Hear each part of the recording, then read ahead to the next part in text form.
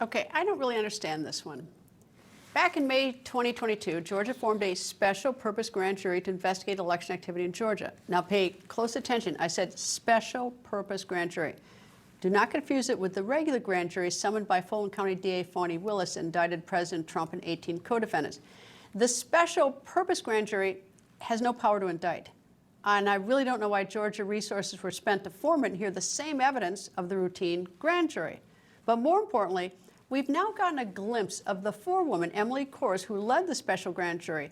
And you tell me, do you take this woman seriously? And did she take her job seriously? Or was it just a lark, which means a lighthearted, fun episode for her? I don't think that there are any giant plot twists coming. I don't think that there are any, giant... That's not the way I expected this to go at all. Was this a long list? It's not a short list. So nothing that would surprise people who have been following this? Probably not. I wouldn't want to characterize anyone else's reaction, of course. I wanted to hear from the former president, but honestly, I kind of wanted to subpoena the former president because I got to swear everybody in. And so I thought it'd be really cool to get 60 seconds with President Trump of me looking at him and being like, do you solemnly swear? And me getting to swear him in. I kind of just thought that would be an awesome moment. Just an awesome moment. Georgia, I don't know what you're up to. Anyway, with that behavior, everyone, not just in Georgia, is lucky the Georgia Special Purpose Grand Jury has no power to indict or do anything other than write a report. So now, the Special Purpose Grand Jury report, it's out. It's now recommending charges of perjury against 39 individuals. That list including South Carolina Senator Lindsey Graham and former Georgia Senators David Perdue and Kelly Loeffler. But wait, there is more about that Special Purpose Grand Jury four-person. The Atlanta Journal-Constitution published an article on February 21st that said forewoman Emily Kors said, quote, the late Georgia House Speaker David Ralston cracked her up. She said she swore him in holding a Ninja Turtle popsicle. And if that's not enough to tell you about the seriousness of the Georgia Special Grand Jury and its four-person, here's something else to chew on about fairness. The article went on to say that the four-person, you just saw her, had just received that Ninja Turtle popsicle at an ice cream party thrown by the DA's office. Pretty cozy, isn't it? The DA's office and the jury four-person. Well, who else was there? I don't know. I'm sure you noticed this, though. The popsicle obviously had not yet melted so that she could swear in the former speaker in Georgia, so she must have just walked from the party right into the special grand jury room because the popsicle hadn't melted. And yes, Georgia's DA, Fonnie Willis, the Fulton County judge, both with an enormous amount of power, want you to take them seriously and trust that there is fairness. You decide that one.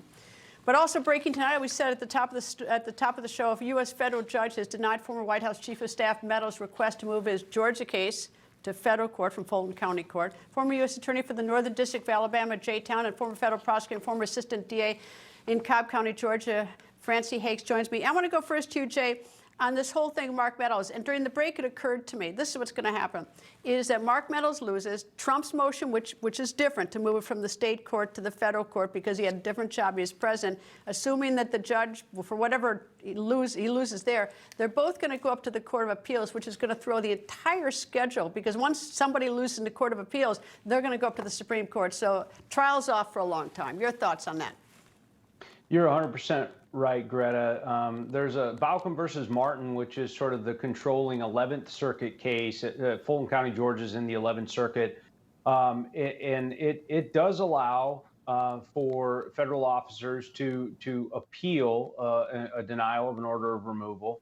And they could take that all the way to the Supreme Court. And at the same time, it's actually a very favorable case to Mark Meadows. I'm actually stunned.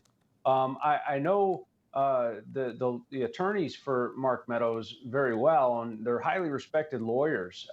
And I think that they're probably surprised that this didn't go their way. I thought, and I've said on your show, Greta, that I thought this would be removed to federal court and the supremacy clause would control, immunity attached, and the case would be dismissed. I thought Meadows had the strongest argument of all 19 defendants. So I'm a little befuddled at this news myself.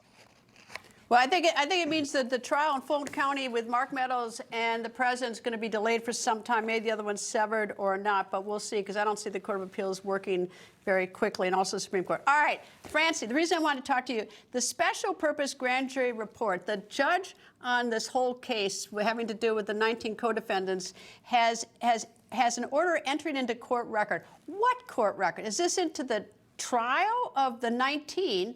And what difference does it make what this special purpose grand jury did? They had 75 witnesses. Nobody ever cross-examined them. We don't know anything about them. So tell me, what is the point of this? Well, that's a great question, Greta. And first, can I just say that we in Georgia are capable here of doing serious things. We're not all morons like that grand jury foreperson. It's embarrassing to be a Georgian today, just watching that interview and seeing what is going on in our courts. It's so biased. But as far as this report goes, Greta, the special purpose grand jury was set up, I think, because Fani Willis really did not believe that she was going to be able to prosecute President Trump. But there was a massive clamor, a lot of pressure for her to bring charges, for her to investigate, for her to do something. So she impaneled this special purpose grand jury, knowing that at the end, if she didn't find anything, she could still nonetheless have them issue this somewhat damning report and dirty up President Trump to her heart's content, because as you've noted many times, grand jury is completely one-sided. There was no one there for President Trump. There was no one there to cross-examine the witness, and there was apparently no one there to tell the grand jury foreperson that she should put down her damn popsicle and take this whole thing as seriously as it deserves, because these are weighty constitutional issues.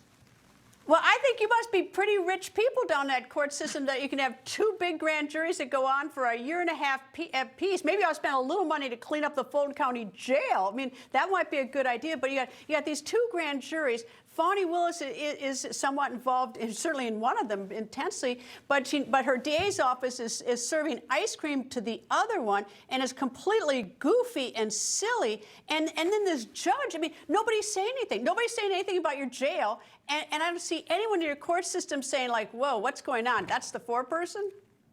Yeah, geez, Greta, you're calling it my jail and my court system. I wish I was in charge, because if I was in charge, I can promise you things would be a whole hell of a lot different. That's 2 times I've cussed on air. I hope I'm not going to get banned. But it's cable. We get away with a lot on cable. We get away with a lot on cable. But the truth is that the jail conditions are shocking. We're not wealthy here in Fulton County. The city of Atlanta is here. It is not a rich part of the state. Our taxes are very high. Our roads are full of potholes. Well, then you're nutty. I know, and yet Fani Willis is wasting money on tilting at windmills here that I cannot explain and don't really understand unless you look at it through a partisan political lens, which is a real shame, because we have rapists, murderers, and drug dealers here that need to be prosecuted and jailed under fair conditions. All right, Jay, I was going to get you a chance to say some things about Fulton County, but we're out of time. Don't worry, save it though, Jay. I'll see you next time. Jay Town and Francey Hakes, thank you both very much. Thank you. Thanks, Greta.